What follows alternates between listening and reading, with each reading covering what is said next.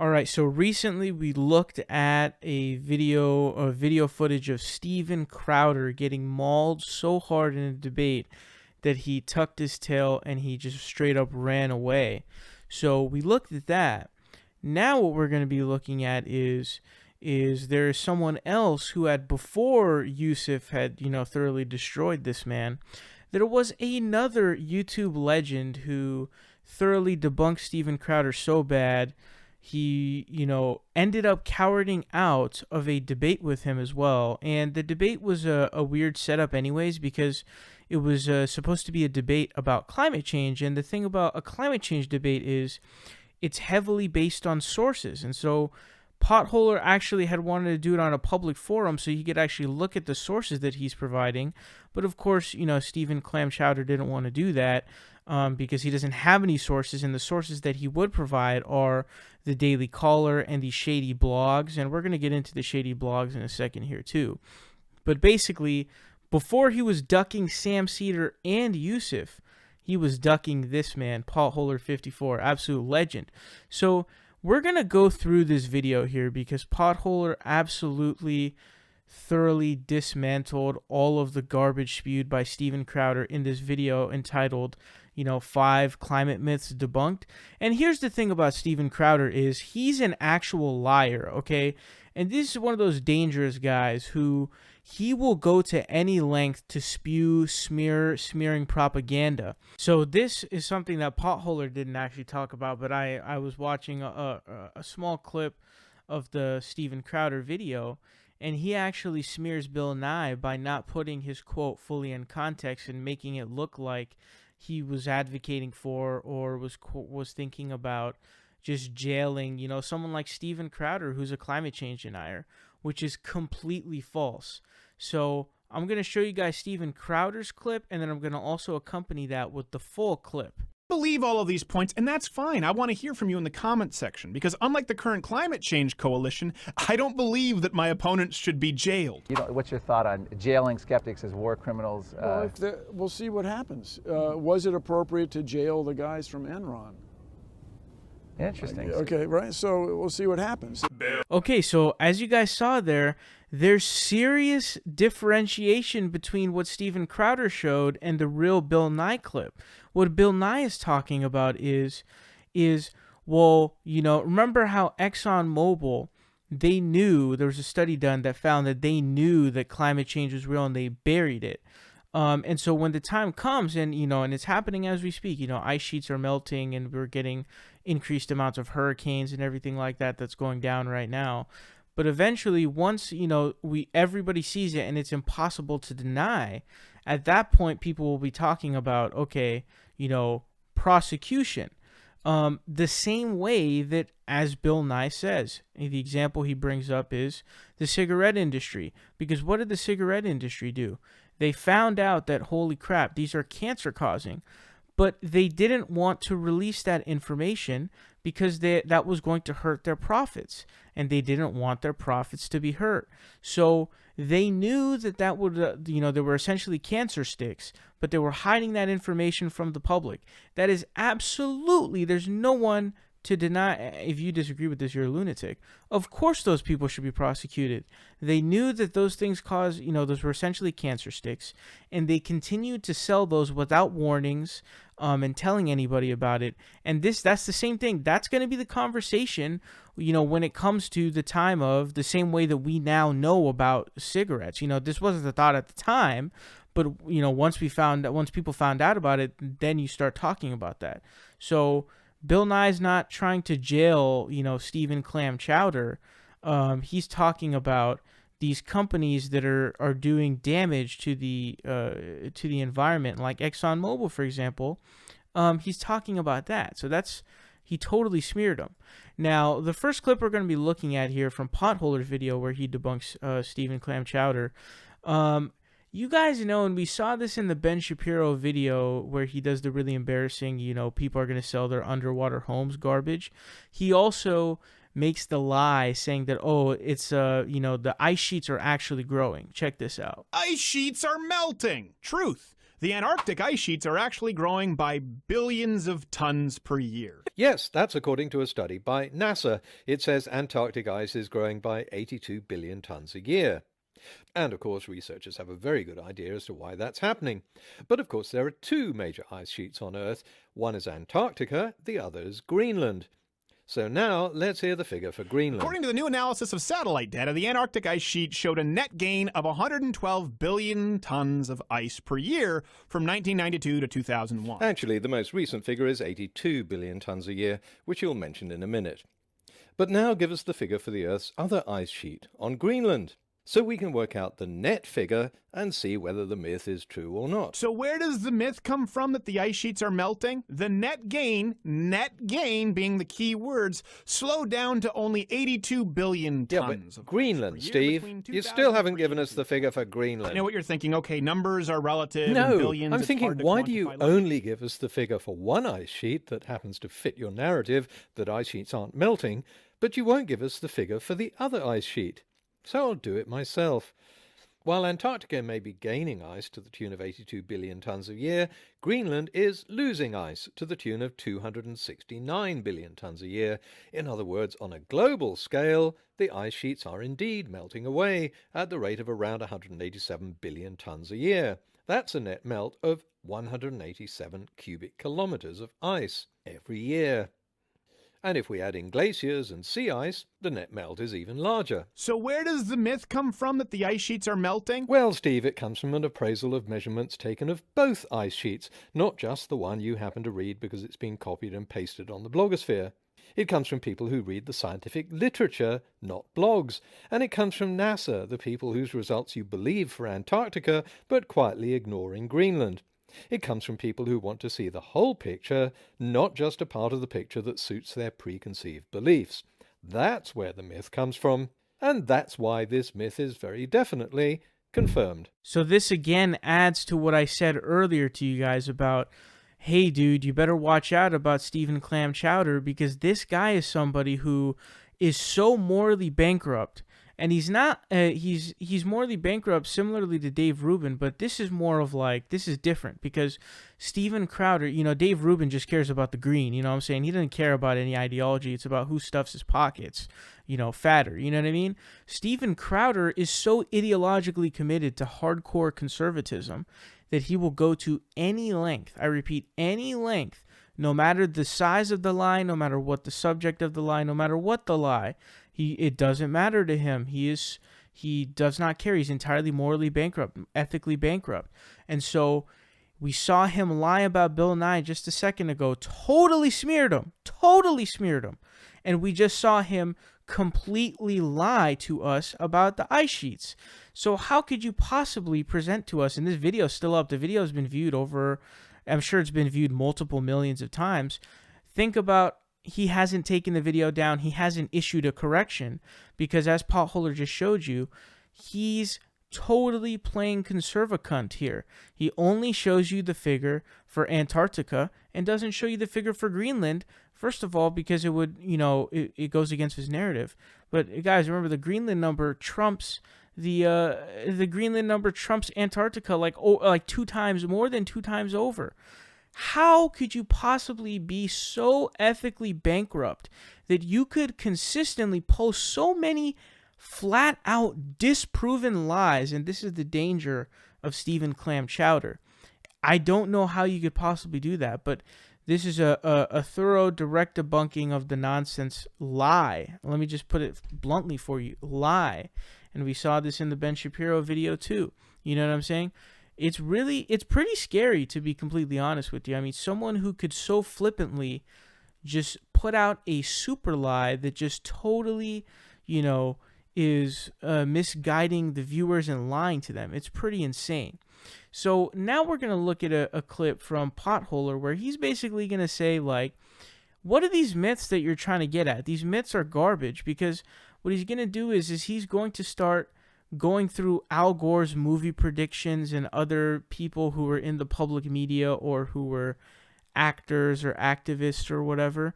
And also in that process as well, he's also going to explain the difference between weather and climate. Check it out. Current climate models are accurate. Crowder doesn't actually address the myth he set up, but he does talk about a variety of other things. We rely on a few organizations for these predictions, one of which is NOAA. They can't even accurately predict how many hurricanes there will be this year in Florida. That's right, they can't.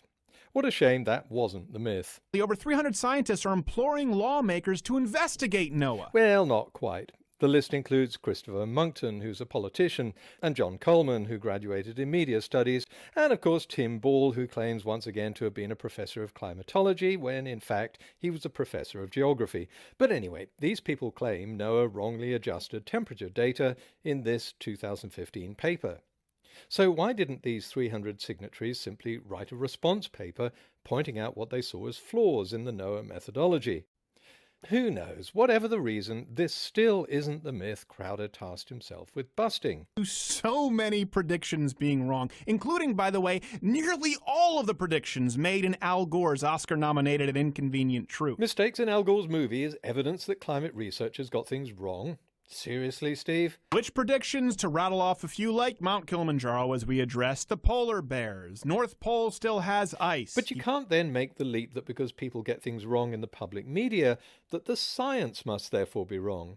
Researchers can't be held responsible for the mistakes made by Al Gore and environmentalists any more than they can be held responsible for the mistakes made by the bloggers you use as sources. But you can go back to the 70s and find other doomsday predictions, like global cooling. But again, what's that got to do with climate researchers? Never mind the predictions made by movies, books, magazines, and individuals with the scientific acumen of Cheese Whiz.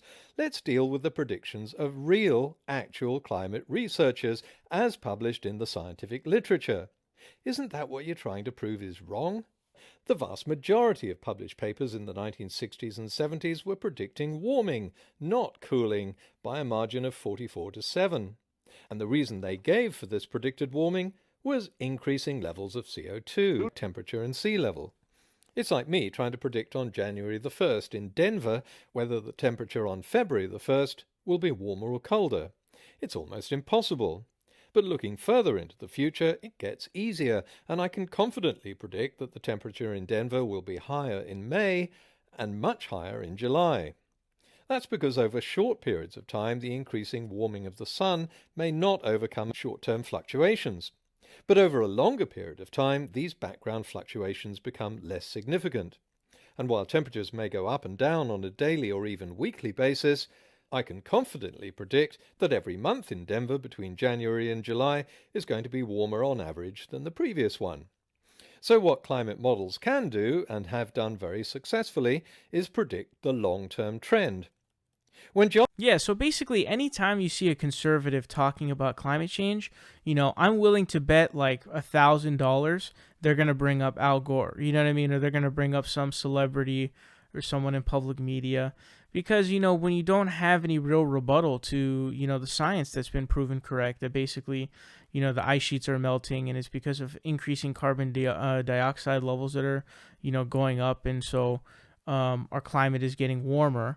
You have to go to someone like Al Gore, who's not a scientist. He's a politician who made a movie or whatever. And so you don't actually talk about the scientific literature.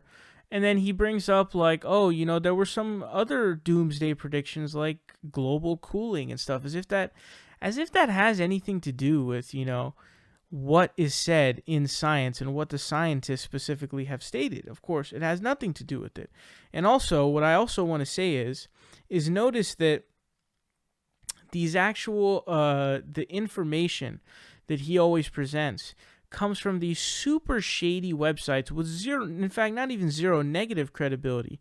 I think the Daily Caller was started, it's some conservative, obviously, super conservative slant that's just straight up smear merchants and liars. Remember they did that article lying about AOC, saying that there was a nude photo of her, which she should have, filed a lawsuit for defamation on that one. But anyways, he always cites like the Daily Caller, and he debunks, Potholder debunks that nonsense 300 scientists against NOAA filing or whatever, and it turns out a bunch of them aren't even scientists. But they always come from these weird websites. And whenever you look up this climate denial, it's never from like a reputable source. It's never from like CNN or the New York Times or the Washington Post or, any of these, the, I don't know, other ones, Scientific American, any of these. It's never from a legit accredited source. It's always from, there's this one website called like What's Up With That.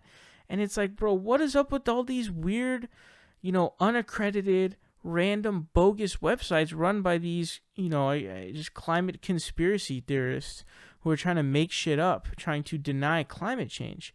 So you've got to be very careful about looking at, what sources you're looking at. And the ones that he always provides are always super hacky. And then, as you guys saw there, Potholer also explains the difference between weather and climate. Now, I've shown this part of this clip in the Charlie Kirk video I did, where the doofus didn't know the difference in weather and climate. But that's probably the best, explanation you're going to get of a difference between weather and climate. Basically, what he's saying is, hey, it's very difficult to determine short-term, temperatures because of all the different variables that exist, with sunlight and different things that exist. And so it's hard to tell whether or not those are really going to be balanced out, or whether or not certain variables are going to overtake other variables in a short period of time. But once you are to expand the scope, it's much easier to be able to predict. That's the difference between climate and weather. So, when someone says dumb stuff like, we can't predict tomorrow's weather or something like that, it doesn't make any sense, because weather and climate are not the same thing. And that's probably the best, explanation that you're going to get. And so if you ever want to reference someone to really, know the difference or understand the difference between weather and climate, that's easily the best explanation that you're going to get. And I recommend showing that to people who, you think would benefit from that. But here is the final clip we're going to be looking at here from Potholer. So he actually does something interesting that I want you guys to all know about. That's why I'm showing this to you guys. Is that he's actually going to talk about the 97% of scientists agree argument. Check it out. Census. 97% of scientists agree on climate change. As I've said many times, science isn't decided by consensus. After all, not all scientists agree that the Earth is billions of years old, or that animals evolved, or... Sorry, Steve, what do you say? That science isn't determined by consensus, it's determined by truth. There might have been consensus that the Earth was flat among certain circles. Truth revealed that it wasn't. Yes, he's absolutely right. It's not determined by consensus. Although, come on, it's not determined by revealed truth either. Science isn't religion, so it's determined by evidence, what's known as observation and inference. Scientific theories get accepted and made part of the teaching curriculum not because most scientists vote for them, but because they're supported by what's called the overwhelming preponderance of evidence, which is published in respected scientific journals. I explained this last year in my video, Scientific Consensus and Arguments from Authority, so if you're curious to know why some hypotheses get accepted and others fall by the wayside, then take a look. And if you don't like the system, don't blame me, I'm just telling you how it works. And it does work, because it's shown us the link between natural selection and evolution, between tectonics and earthquakes, and yes, carbon dioxide and global temperature. You can't praise the method for giving us the theories you like, and then say the method doesn't work when it gives us a theory you don't like. But on the question of whether these theories are decided by consensus, they're not. And no poll of scientists, whoever that might be, has ever been taken. So I agree, Steve, this myth is busted. Myth number 2. Yeah, so this is actually a point that I really wanted to get across here to you guys, is that the 97% of scientists' argument isn't the right way to go about it, because as Clam Chowder does accurately say, it's not determined by consensus of the opinions of scientists. First of all, that'd be really flippant and weird to just kind of like take polls of scientists and figure out what they think and then sort of determine who's correct by the consensus. But also, there are scientists who are bought out. Like I remember reading an article about how Coca-Cola bought out a couple scientists. And then you have people like Patrick Moore, who I don't think he even publishes anything, but he just is, he was bought out by the Koch brothers and other fossil fuel, as well as other ones too, by the way. It's not even just fossil fuel industry. It's other, anti-climate change industries that he was bought out by. And there was that whole weed killer incident, but we won't get into that. So the point here being is that That's not the argument to make. The argument actually is, and by the way, that's not even really the argument to my understanding, is I believe the numbers are similar to 97%, but it's all about the studies. It doesn't matter what the scientists think, it's what the studies show. What are the results from the studies? Why is that? That's because science is determined by the scientific method. So it doesn't matter what the scientists think. It matters about the peer-reviewed studies that were put through. And we know that 97, and some of the, depending on the dates that you actually adjust for, so like if you do more recent years, some of them even go up to like 99 to 100%. Like if you do for the past like 10 years, something like that. But basically what that means is you look at all of the studies, look at all of them that express an opinion as to whether or not anthropological climate change is real, which is man-made climate change. And you look at, okay, which, what is the consensus from the scientific method, which is the studies? It's irrelevant what the scientists think. So please don't use that argument of 97% of scientists agree. Now, I also want to say that the arguments made by Steven Crowder there also aren't very convincing either, where he says, there might have been some circles that had a consensus of flat Earth, back in the day. That's also not a good argument because the scientific method is nowhere near as good as it is, now. And so that doesn't really work either. But I do want to relay the point to you that, yes, science is not determined by a consensus. It is rather determined by a consensus of the data, not by a consensus of polling of the scientists, but rather a consensus of the data which is produced from the studies. So anyways, that wraps up this video. So basically, before Clam Chowder was dodging Sam Cedar and Yusuf, he has been dodging the legendary Potholer 54 because he absolutely thoroughly debunked this man.